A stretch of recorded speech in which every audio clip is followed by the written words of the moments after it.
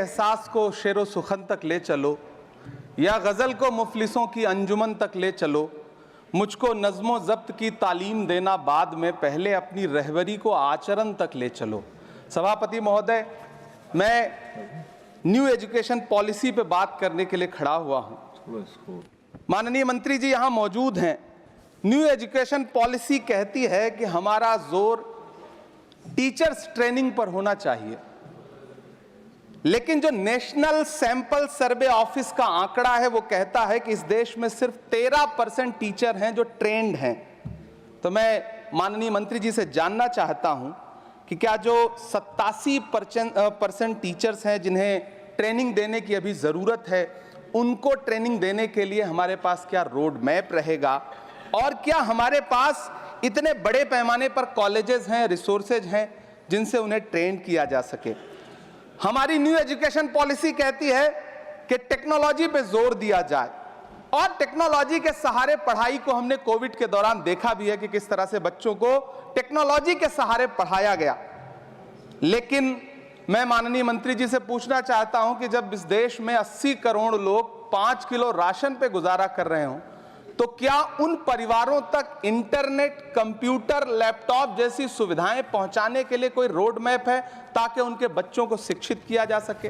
मैं एक बहुत महत्वपूर्ण बात और सभापति महोदय यहां कहना चाहता हूं कि माइनॉरिटी कम्युनिटी से जुड़ा हुआ जो मदरसा एजुकेशन का पैटर्न है, उस पे बहुत गंभीरता से माननीय मंत्री जी से पूछना चाहता हूं कि जो न्यू एजुकेशन पॉलिसी है, कुछ मदरसे ऐसे हैं जिनको सरकार रिकॉग्नाइज करती है, लेकिन कुछ बड़े शिक्षण संस्थान हैं, नदवा और देवबंद जैसे, क्या न्यू एजुकेशन पॉलिसी के कॉन्टेस्ट में आपने इन बड़े संस्थानों से डायलॉग करने का कोई मानक या कोई बातचीत शुरू करने का प्लान बनाया है या नहीं, ये मैं पूछना चाहता हूं। और एक बहुत महत्वपूर्ण बात मंत्री जी से मैं पूछना चाहता हूं कि बहुत सारे माइनॉरिटी इंस्टीट्यूट थे जहां पर स्कॉलरशिप का प्रावधान था, लेकिन आपने मौलाना आजाद नेशनल फेलोशिप को एक झटके में बंद कर दिया। हजारों लाखों छात्र जो उस स्कॉलरशिप के भरोसे अपनी शिक्षा ग्रहण कर रहे थे। एक तरफ प्रधानमंत्री जी कहते हैं सबका साथ सबका विकास, एक हाथ में कंप्यूटर एक हाथ में कुरान, लेकिन जब स्कॉलरशिप आप बंद कर देते हैं तो गरीब तबके से आने वाला अल्पसंख्यक समुदाय के जो बच्चे हैं, उनकी शिक्षा व्यवस्था को लेकर के, उनकी शिक्षा को आगे बढ़ाने को लेकर के आपके पास क्या प्लान है? मैं माननीय शिक्षा मंत्री जी यहाँ पर बैठे हैं, उनसे कहना चाहता हूं कि पूरे देश में, पूरी दुनिया में प्रधानमंत्री जी जाकर के महात्मा गांधी जी की मूर्ति के सामने सर झुकाते हैं, उन्हें फूल चढ़ाते हैं, लेकिन आप ही की सरकार NIT कैलिकट में प्रोफेसर साइजा ए को योजना और विकास विभाग का डीन बना देती है, जो खुल करके कहती हैं कि मेरी नजर में नाथूराम गोडसे तो बहुत महान था। तो आपकी नई एजुकेशन पॉलिसी ये है, इस दिशा में जा रही है।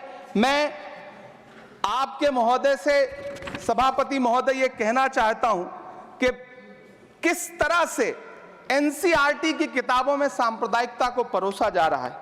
माननीय मंत्री जी, क्या आपके संज्ञान में है कि केंद्रीय हिंदी संस्थान और नीपा जैसे जो संस्थान हैं, उसमें अघोषित तौर पर यह कह दिया गया है कि देवनागरी में लिखते हुए जो नुक्ते लगाए जाते थे, जिनको यह कहा जाता है कि वो उर्दू से आते हैं, उनको अघोषित तौर पर रोक दिया है कि नई छपने वाली किसी भी किताब में नुक्ता नहीं लगाया जाएगा। NCERT की किताबें छापने वाले, लिखने वाले कई लोगों से मेरी व्यक्तिगत बात हुई, उनका यह कहना था कि हमें ऊपर से आदेश है, हालांकि ऐसा कोई लिखित आदेश नहीं है।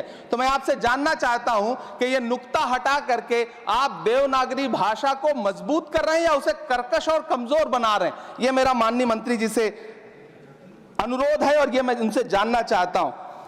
सभापति महोदय, PM श्री विद्यालय को लेकर के बहुत बातें हुई। मैं एक चीज कहना चाहता हूं कि गाजीपुर एक जिला है उत्तर प्रदेश में, वहां वीर अब्दुल हमीद विद्यालय है धामूपुर गांव में। पिछले दिनों PM श्री कंपोजिट स्कूल का नाम लेकर के उस स्कूल का नाम बदल दिया गया, उसके सहारे भी सांप्रदायिकता परोसने की कोशिश की गई। जब सोशल मीडिया पे बहुत हंगामा खड़ा हुआ, हम सारे लोगों ने आवाज उठाई, तब फिर से बेसिक शिक्षा अधिकारी ने नाम बदल करके पुनः उसका नाम बीर अब्दुल हमीद, जो परम चक्र विजेता हैं, उनके नाम पे करने का काम किया।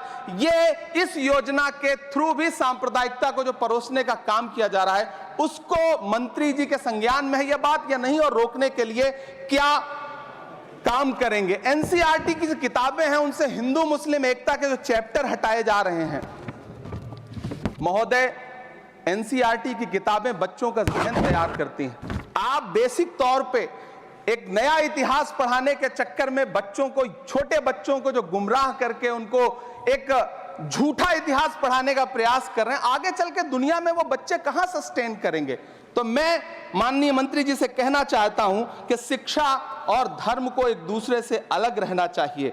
मैं आज इस विषय पे बात करते हुए एक बहुत महत्वपूर्ण बात और कहना चाहता हूं कि दिल्ली विश्वविद्यालय में पाठ्यक्रम में जो बदलाव किए गए हैं, जिसमें राजनीति विज्ञान के पाठ्यक्रम से भीमराव, रामजी अंबेडकर, मोहनदास करमचंद गांधी, मोहम्मद इकबाल और भारत के संविधान पर आधारित शोध पत्रों को हटाया गया है। दलित लेखक बामा और सुकीरथ राणा को अंग्रेजी पाठ्यक्रम से हटाया गया है।